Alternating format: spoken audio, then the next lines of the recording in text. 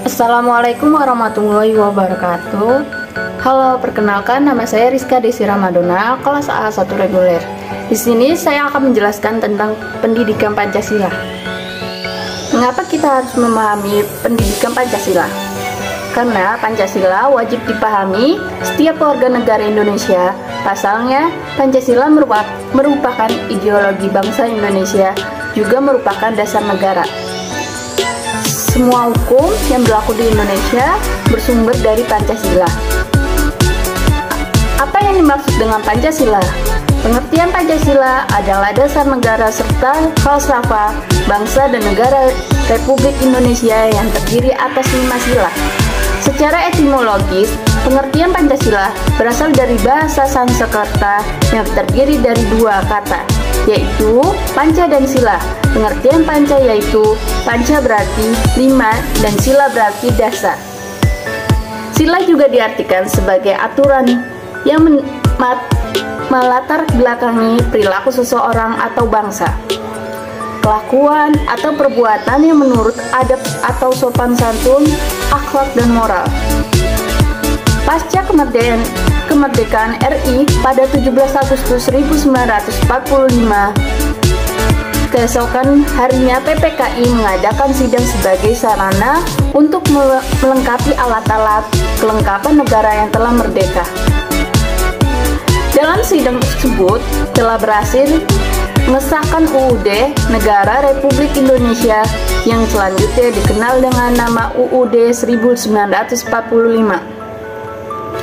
Pada saat pengesahan UUD 1945 beserta pembukaan oleh PPKI, naskah Pancasila yang terdapat dalam bagian pembukaan Undang-Undang Dasar 1945 adalah sebagai berikut. 1. Ketuhanan yang Maha Esa. 2. Kemanusiaan yang adil dan beradab. 3. Persatuan Indonesia. 4. Kerakyatan yang dipimpin oleh hikmat kebijaksanaan dalam permusyawaratan perwakilan.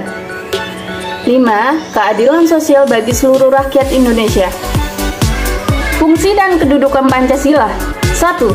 Pancasila sebagai jiwa bangsa Indonesia. 2. Pancasila sebagai kepribadian bangsa Indonesia. 3. Pancasila sebagai pandangan hidup bangsa Indonesia. 4. Pancasila sebagai cita-cita dan tujuan bangsa Indonesia.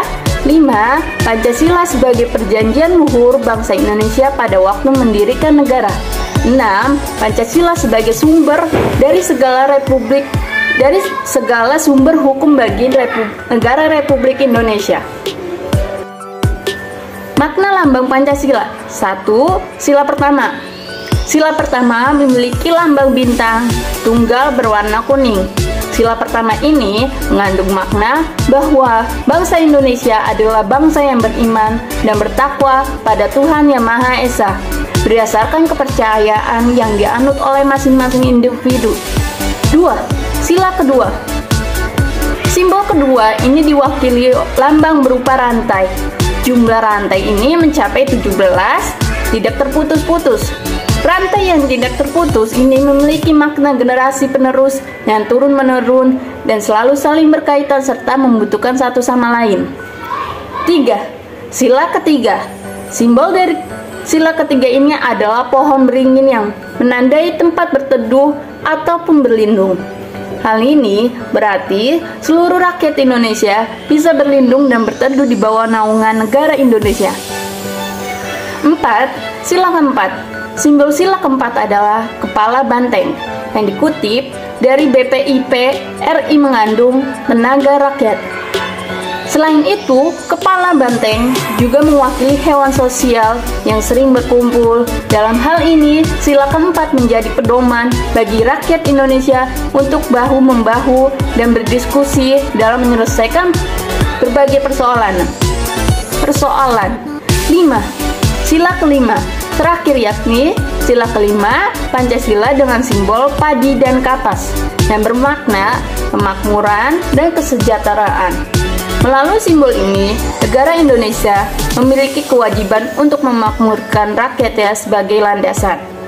Sementara, lambang pada setiap tubuh Garuda yang terdiri dari 17 jumlah bulu, 8 bulu di ekor, 19 bulu di pangkal ekor, dan 45 bulu di leher menggambarkan waktu kemerdekaan Indonesia diproklamasi, yakni pada tanggal 17 bulan 8 1945. Burung Garuda Pancasila juga mencengkramkan sebuah gulungan dan tulisan Bhinneka Tunggal Ika, memiliki arti kesatuan dalam beragamaan. Meskipun berbeda-beda, namun tetap satu filsafat Pancasila. Pancasila adalah penggunaan nilai-nilai Pancasila sebagai dasar negara dan pandangan hidup bernegara Pancasila sebagai suatu produk filsafat yang digunakan sebagai suatu pandangan hidup. Pengertian filsafat Pancasila menurut ahli 1. I.R. Soekarno. Menurut Soekarno, filsafat Pancasila merupakan filsafat asli dari Indonesia yang diambil dari budaya tradisi Indonesia dan akulturasi budaya India, Hindu, Buddha, Barat Kristen, dan Arab Islam. 2. Soeharto. Filsafat Pancasila mulai mengalami perubahan melalui para filsuf yang lahir dari Depdikbud. Semua elemen barat disingkirkan dan diganti dengan interpretasi dan dalam budaya Indonesia, Pancasila terwujud Indonesia. 3. Ruslan Abdul Ghani. Menurut Ruslan Abdul Ghani, Pancasila itu adalah filsafat dari negara yang terlahir sebagai ideologi kolektif, cita-cita bersama seluruh rakyat dan bangsa Indonesia.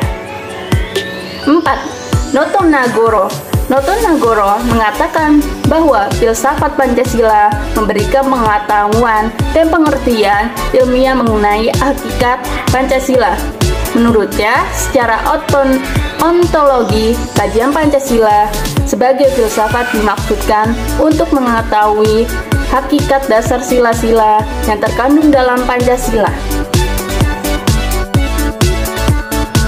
Fungsi filsafat Pancasila sebagai jiwa bangsa Indonesia, sebagai kepribadian bangsa Indonesia, sebagai sumber dari semua sumber hukum, sebagai pandangan hidup bangsa Indonesia, menjadi falsafah hidup bangsa, sebagai dasar negara, memberi hakikat kehidupan bernegara, memberi substansi tentang hakikat negara, ide negara, dan tujuan bernegara, menjadi perangkat ilmu kenegaraan. Tujuan filsafat Pancasila: 1. Untuk menciptakan bangsa yang regulis dan patuh kepada Allah yang Maha Kuasa. 2. Menjadi bangsa yang menjaga keadilan baik secara sosial maupun ekonomi. 3. Untuk menjadi bangsa yang menghormati hak asasi manusia untuk dapat berada dalam kaitannya HAM dengan Pancasila sebagai dasar negara. 4. Untuk menciptakan sebuah bangsa yang menjunjung tinggi. 5. Menjadi negara nasionalis dan cinta tanah air. Cukup sekian, kurang lebihnya mohon maaf. Wassalamualaikum warahmatullahi wabarakatuh.